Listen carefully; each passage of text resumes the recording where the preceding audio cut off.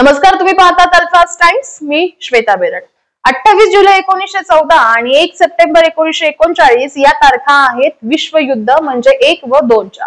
100 वर्ष झालेल्या या युद्धात करण्यात आलेल्या ब्लॅकआउट हा शब्द आपण पुन्हा या आठवड्यात ऐकला आणि हसावं की रडावं अशी अवस्था झाली. मित्रांनो, पेहलगाम हल्ल्यानंतर भारत पाकिस्तान तणाव वाढला व प्रशासनाने मॉक ड्रिल करण्याचे जाहीर केले. सायरन वाजला की सुरक्षित जागी जावा व सायरन वाजला की बत्त्या म्हणजेच लाईट बंद करा अशा समाजहिताच्या सूचना प्रशासनाच्या तर्फे देण्यात आल्या. परंतु 2 प्रश्न विचारण्याची हिंमत कुणीही केली नाही. पहिला प्रश्न म्हणजे ब्लॅकआउट.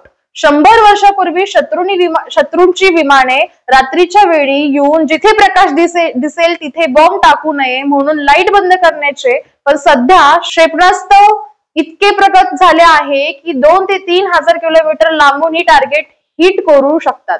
त्यासाठी लाईट किंवा प्रकाशाची गरज नसते. मग ब्लॅकआउट का? हे असे झाले जसे की टाळी आणि थाळी वाजवून आम्ही कोरोना व्हायरस पळवला होता. दुसरा प्रश्न सायरनचा. शत्रूंचे क्षेपणास्त्र आल्यास सायरन वाजवणार, मग नागरिकांनी सुरक्षित ठिकाणी लपायचे.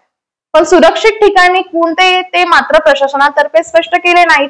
अनेक देशांनी नागरिकांसाठी बंकरची सोय केली आहे. त्यात लाईट, खाणे पिण्याची सोय असते व बॉम्ब हल्ला झाला तरी नागरिक सुरक्षित राहतील.